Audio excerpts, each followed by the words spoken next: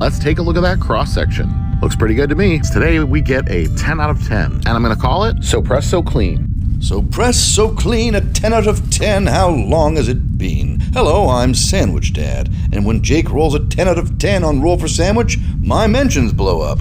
Setting off a stupendous scavenger hunt for odd ingredients. Not too odd with the bread, we've got a caraway rye here. I used a bit darker rye than Jake did, toasted, and some sliced Sopressata salami. The sandwich has a very autumnal feel, made even more so by the cranberry goat cheese. Bread, meat, and cheese are on point. Now we get to go outside. We'll take the scissors with us and walk, not run, to our ever-wilting patch of chives. Snip. With roughage number 1 acquired. There we go. Continue with our scissors and snip, snip, snip. You get the idea. Chives. The second roughage is going to require a bit of work. I had to pickle these tomatoes, so let's go back in time. Pickled green tomatoes is the ingredient. Luckily, I had a number of them ripening on my windowsill. So I grabbed a few, grabbed a little mason jar, peppercorns, turmeric, coriander, some garlic. Then we'll slice these guys up, and boy howdy, did they ever look nice sliced. Toss them into our jar, and we're going to add a little bit of boiled brine with some salt and sugar and vinegar right over top of the tomatoes. Seal those up, and we'll put them in the fridge for a while until they look like this. I think they turned out quite nice.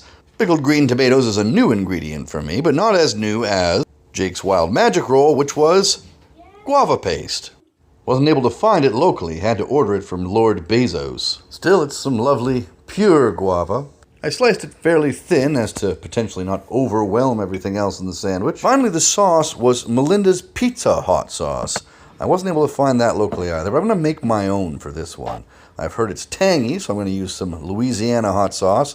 Then I'm just going to huck some marinara in there, because it also has a bit of a tomato base, and some crushed red pepper.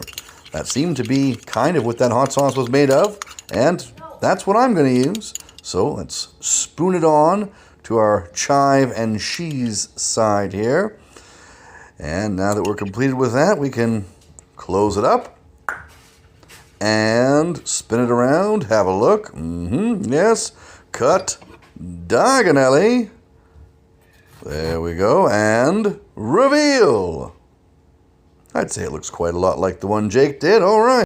Sopressata, goat cheese, pickled tomatoes, chives, guava paste, and Pizza Hot Sauce taste test. This is a tricky one. I'm really trying to get a feel for it.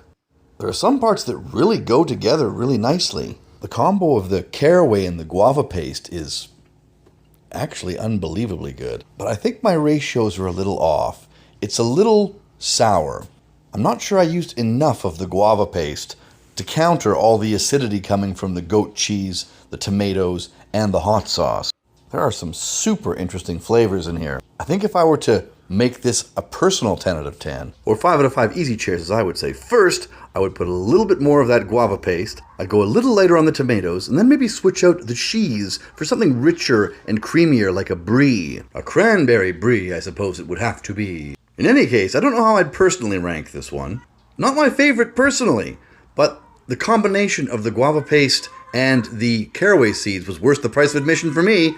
This is Sandwich Dad, reviewing Roll for Sandwich. Good day!